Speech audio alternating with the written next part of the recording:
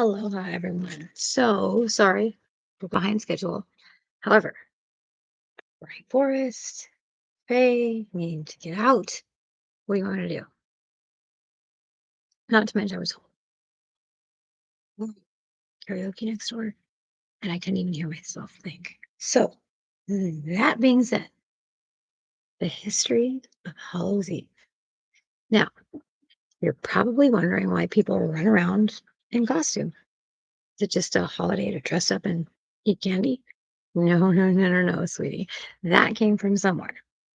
Now, where exactly that came from was the pagan ritual for the celebration of the day of the thinning of the veil between the living and the dead. Deal with it, lip gloss bitch, yes.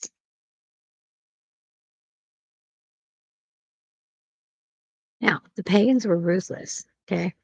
They actually would sacrifice human beings on this day to communicate, in an attempt to communicate, I should say, with their lost ancestors. Evolution. Still, it's messing us up today, but it is what it is, right? Now, this ritual can only be performed on All Hallows Eve. It's considered necromancy. And in order to successfully pull this off, they would take 9 human heads, human, mind you, not just animals, human heads, and surround the circle that they were doing their chant in, just in case a lost spirit would try to come and inhabit someone, because it's going to look for a portal, right? It's going to look for a vessel. It's going to look for something that it can inhabit. Well, that's what the skulls were for. Eventually, they were cut off from committing human sacrifices. I mean, I don't know why. It's not like they were picking like nice people. It was all assholes. It's fine. Kidding.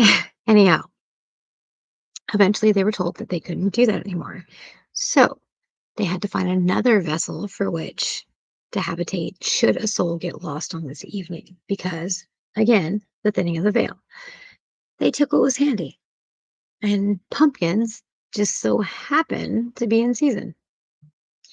Well, they started carving faces in the pumpkins, so if a lost soul needed somewhere to go, it wouldn't be one of them. And that right there, my friend, is the story of the jack-o'-lantern. Wrap it up, hold up, think about it. It's legit, right? But, but, we're going to go even further back, okay? We are going to go to the chanting and the costumes. Okay, so that's why you hear ghost stories. That's why you see goblins. That's why you see ghouls and ooh, and the witches. What do you know? Gee, ghosts and goblins, because the thinning of the veil. And the witches are trying to communicate with their dead ancestors. Now, rewind a couple hundred more years. Okay, we're going to go back to the pagans.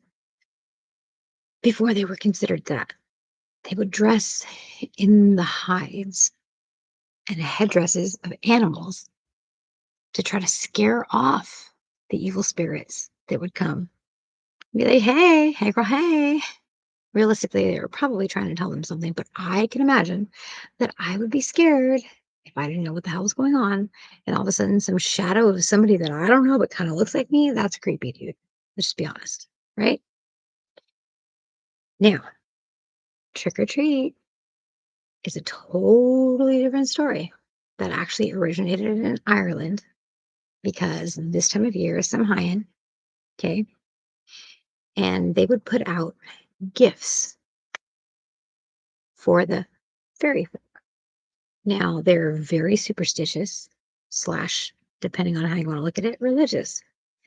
They would be afraid that if you did not feed the Fae folk, or were not looked upon favorably by the Fae folk or the fairy folk, that ill will would come, and they could even snatch your baby and switch it with a changeling. Now, when this happened, there was no other fate for that baby but to be left alone in a tree until it either screamed and cried till it died or got swapped back. Now, how do you know if it gets switched back? You don't. So basically, bye, baby. Just saying.